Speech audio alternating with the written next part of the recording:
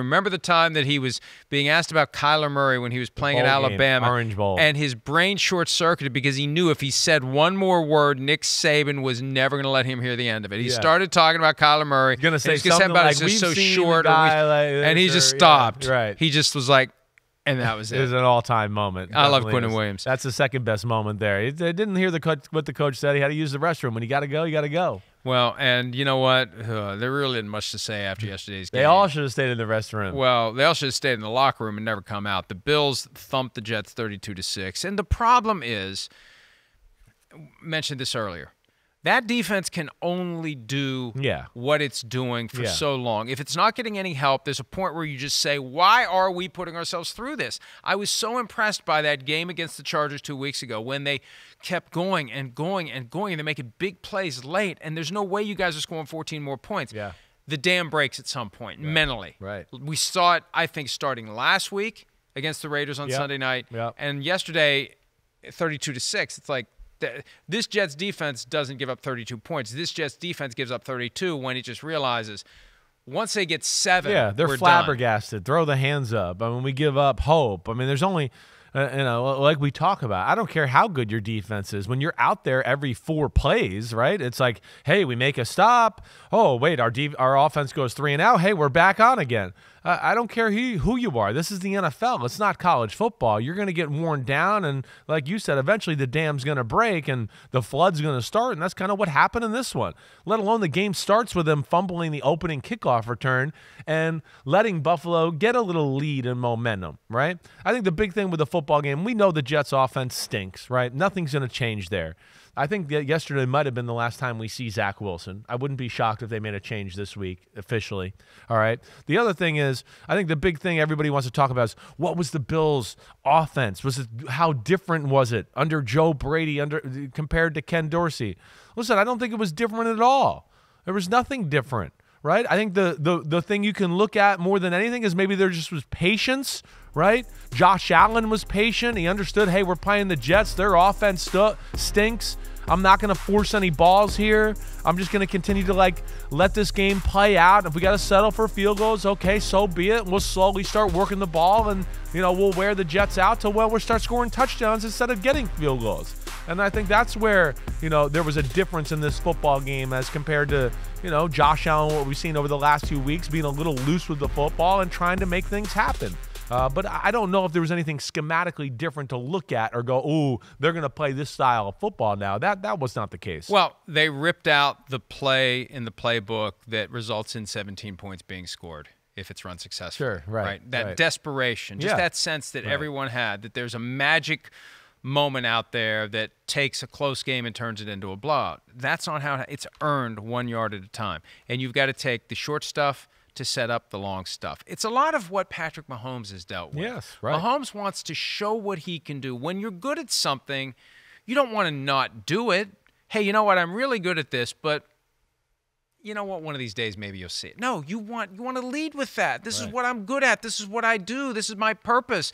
I throw the ball really far, really fast, and accurately. Right. And I'd like to be able to do that, please. Right. Can we please do that? I don't want to hand it off. I don't want to throw a little dink and dunk, but you got to do that. You got to eat your meat and potatoes before you can enjoy your dessert. And that's part of what we saw yesterday. Is it sustainable? I don't know. Eagles, Chiefs, Cowboys are the next 3 games for the Bills. But at least it was something. At least it had some sort of an impact where, since we're talking about movies from yesteryear, when Cher slaps Nicolas Cage and says, snap out of it, I mean, this snapped him out of it. That was the slap in the face. Sure, Firing Ken Dorsey was the slap in the face to Nicolas Cage that snapped the offense out of it, at least for now, and got them to understand, here's what we got to do. Yeah. And that's the thing. Hey, look, folks, if they don't get this figured out, they're all getting fired. And if you're Josh Allen and you're anybody on that team, you're thinking, who knows what happens if we bring in an entirely new dynamic. There may be some guys on the offense saying, well, maybe we should, but yesterday was the first step toward fixing it, figuring it out. Yeah. But the big test comes next week against the Eagles. Yeah, it's a good start, right? But I'm not sitting here ready to go, oh, the Bills got it all figured out. Not against the Jets, right? Not against that offense and their inability to do anything.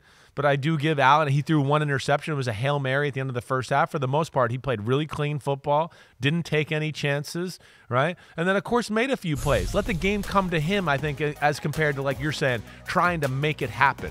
Wear him out, wear him out, wear him out. Oh, there goes Khalil Shakir down the seam. I can throw a laser here. It's not reckless. It's aggressive. And boom, all of a sudden it's a 81-yard touchdown pass. And now the floodgates are totally open, and we're hitting on all cylinders there on the offensive side of the ball. I like Khalil Shakir. I think he's the second best receiver on the Bills. I think it should be him and Diggs on the outside. Is he 1B? Not exactly, but I think they have something in a guy, what we've talked about here, where he's shown us a few times over the last few weeks where he can do something after the catch and make some plays, right? So hopefully this gets, everybody back on track on the offensive side of the ball. Good start for Josh Allen. And, I just didn't like some of the criticism of Josh Allen last week. Josh Allen is the last problem that the Buffalo Bills have. He is the greatest asset in their whole franchise. There has been no more burden put on one quarterback in football over the last 2 to 3 years than what's been put on Josh Allen. His running, what he's expected to do in the pass game, it's not the most creative offense in the world. The talent around him is overrated. It's all Josh Allen. And that is like, to anybody I talk to in football that plays against him, watches it, whatever, that's a feeling that not only I have, it's a sentiment that a lot of people have. I know there's been turnovers. I get it. But for every, turnover, there's also like 10 great plays that go along with it. So that's going to be a part of the push and pull with a Josh Allen as we go forward. He's thrown more interceptions than anybody in football since 2020. He's also has 18 more touchdowns than any quarterback since 2020 in football. So again, you got to take a little good with the bad, and especially with their offense and the lack of talent, there's going to be more on him to make the plays. But I still think at some point it sticks to him, and it was starting to stick. Yeah, to him it's starting to last week. stick. And right. at some point, like I said, and whether it's him or whether it's a quarterback we're going to talk about next segment, you've got all the skills, you've got all the talent. Yeah. The job is more than that. You are not just someone who throws a football. You are someone who leads a team, who finds a way to hold people accountable, who gets them to elevate their performance and rally around you and let you be the general. You run and you lead them, and you expect them to come with you. You expect them to live up to your standard. If you go to Buffalo, this is my problem. It's a lot of unqualified people who don't know who they're talking about that are setting the narrative on this, and that's what I don't like. That's where I don't get it.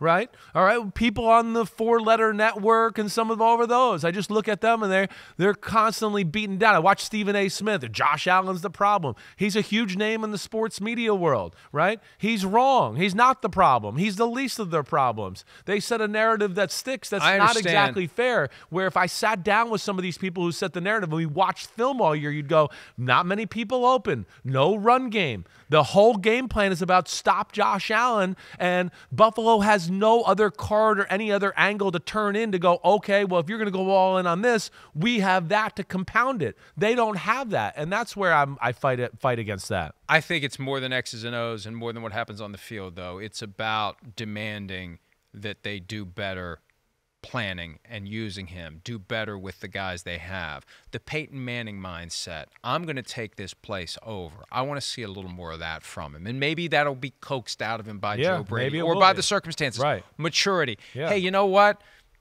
Each year I'm getting closer to the end. And I'm not even at one Super Bowl. Jim Kelly's got 4. Jim Kelly had an open letter yesterday. Sal Paolantonio had it on ESPN to the Bills and to Josh Allen and keep fighting and all the cliches that are aimed at, getting everybody in the right spot. But at some point, it's like, I can do this part of the job. There's more to the job that I need to do better at to get guys to respond the way they need to and to hold guys accountable and to get them to step up and to get the organization to step up with me. I think he's a good soldier. Maybe a little too good that way. He needs to be a good general. But you go up there everywhere, and nobody will talk about he's not an unbelievable leader and a teammate or anything like that. Needs to take over. Yeah. I just think, and this is not a compliment. This is not a criticism. This is just a reality. If Josh, you want to get to where you want to be, you got to take over. No one else is going to do it for you. You're the man. You've got the skills. You've got the voice. Stand up and make it happen like Peyton Manning would. Hi, it's Mike Florio. Thanks for watching PFT on YouTube. Hit subscribe for the latest news and analysis from Pro Football Talk.